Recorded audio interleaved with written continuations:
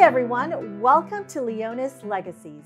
I'm Dina Rivera-Pitt, historian and curator here at the Leonis Adobe Museum. I'm super excited because today I'm going to be showing you fantastic Leonis family items from our permanent exhibit. I'll be taking out items from our display case to share with you. I mean, what historian or curator doesn't like touching and examining stuff? Especially historical stuff. The white gloves are in use today. I feel pretty official. Our permanent exhibit is located here in the Plummer House, which is also our visitor center and gift shop. You can learn more about why the Plummer House is here on the Leonis Adobe Museum grounds in another episode of Leonis Legacies.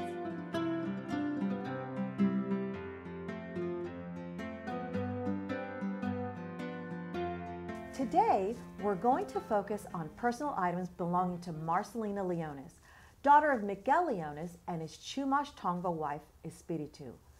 One of the most amazing things about Marcelina and her mother, Espiritu, was the fact that they owned any of these items at all.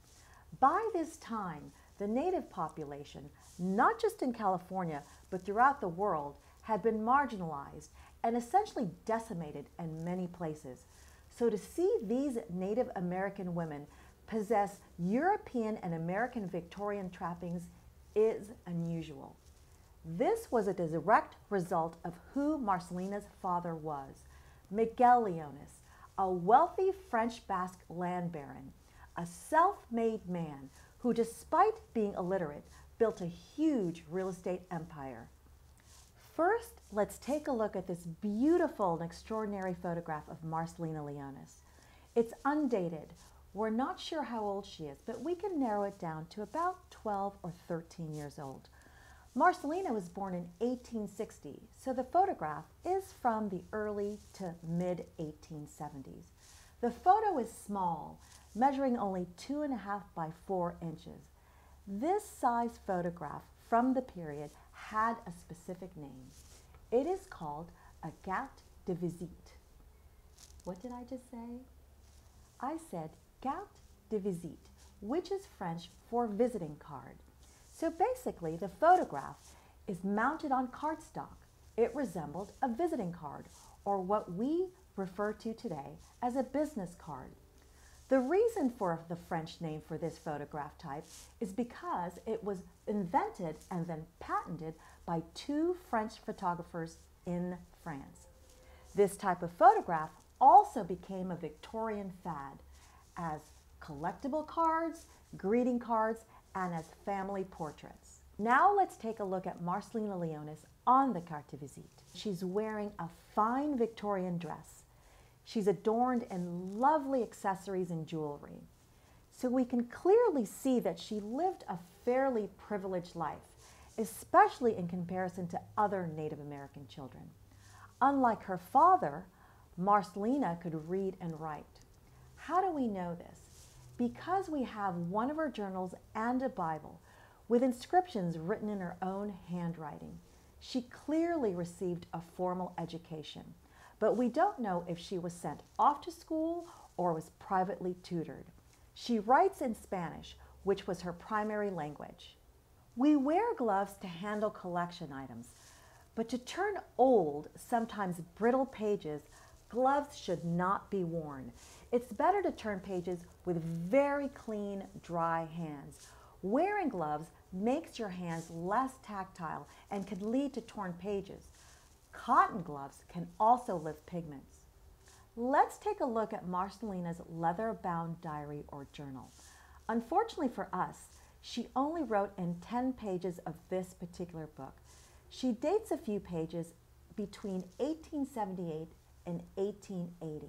She was 19 years old at the time of one of the last entries, so this could not have been the only thing she wrote by the time she was 19 years old. She would have had other diaries, but this is the only one that survives. As you can see on this page, she practiced the Victorian tradition of cursive penmanship and had lovely handwriting. On the first page of the diary, Marcelina writes the following, which translated in English in part says, Miss Juana Marcelina Leonis, I plead with anyone who finds this book to please remember the seventh commandment and return it to me. It's quite interesting that although she writes in Spanish, she uses mademoiselle, the French word for miss, to identify herself. Clearly, this choice was because of her French, Basque, and French-speaking father. In some of the pages, Marcelina simply transcribes existing love poems she would have read and copied from a book. The remaining pages were entries written in 1879 when she recorded the names of a few visitors to Rancho El Escorpion. She lists the dates of their arrival and departure, and in a couple of entries, Marcelina includes a brief description of their activities. For example, she writes, which I'll translate in English, June 13th, 1879, Batista arrived here either Friday or Saturday. He drew pails of water from a hole for the horses and fed them corn. On Sunday, he left with Miguel for Las Virgenes to help John Duhart and Rios chop some wood. I think Batista started work on the 15th. Sounds rather dreary, but as most of you probably know, long before the age of the internet, writing daily in a journal or diary was the norm. Receiving guests was a noteworthy event at the time, especially in the San Fernando Valley, where the population was still fairly sparse, and visitors provided a bit of excitement outside the monotonous daily routine. Now let's take a look at Marcelina's Bible. It is also leather-bound, but the cover has an elaborate tulle design. That is, it's carved with an intricate pattern of scrolls, leaves, vines, and circles. Unfortunately, the leather is brittle and the front cover is detached. The title page, along with the first 20 pages of the book of Genesis, is missing, but we're still quite fortunate to have this. As you can see here, Marcelina writes on the inside page of the front cover.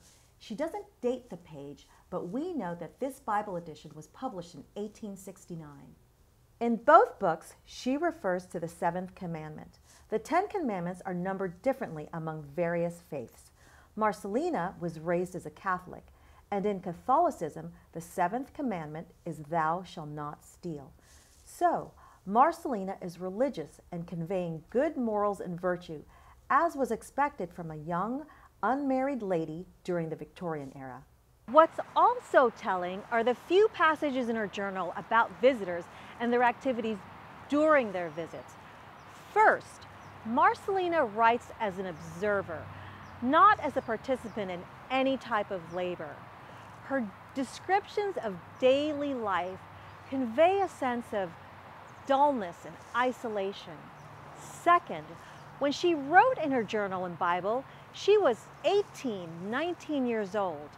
To be a single lady at 18 in the 1800s was pretty unusual, especially for such a beautiful, educated girl with means.